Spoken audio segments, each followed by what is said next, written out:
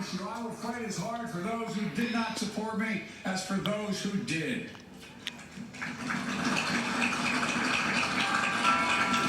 Cupcakes!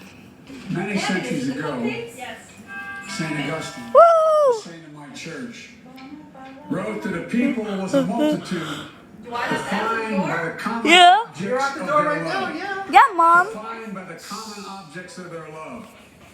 What are the common objects we as Americans love? That define us? Cupcakes! I think we know. I'm waiting for something too. Opportunity, security, No, you are not.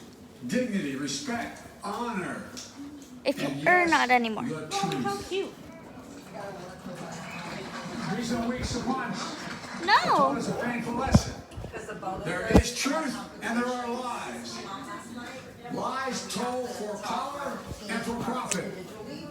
And each of us has a duty and a responsibility as citizens, as Americans, especially as leaders. Leaders who have pledged to honor our Constitution and protect our nation, to defend the truth But I gotta log in. and defeat the because I don't lies. know what those numbers are, so I gotta Look, pull everybody's face. I already got mine. I understand that many of my fellow Americans view the future with fear and trepidation. I understand they worry about their jobs. I understand, like my dad, they lay in bed staring at night, staring at the ceiling, wondering, can I keep my health care? Can I pay my mortgage? Thinking about their families, But she had said, about what comes next. I promise you I get it. But the answer is not to turn inward, to retreat into competing factions, distrusting those who don't look like you, or worship the way you do, or don't get their news from the same sources you do.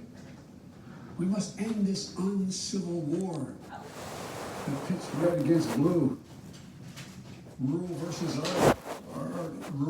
urban, conservative versus liberal.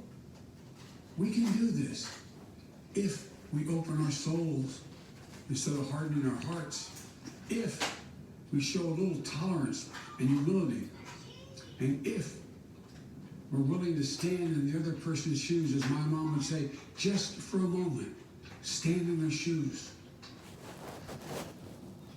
Because here's the thing about life. There's no accounting for what fate will deal you. Some days, This one is. when you need a I hand, don't know, bitch. I know this there are one's other mine. days when we're called to lend a hand. What? Forget what I ordered. That's how it has to Can I have mine? be. That's I what have we do these for for- one another.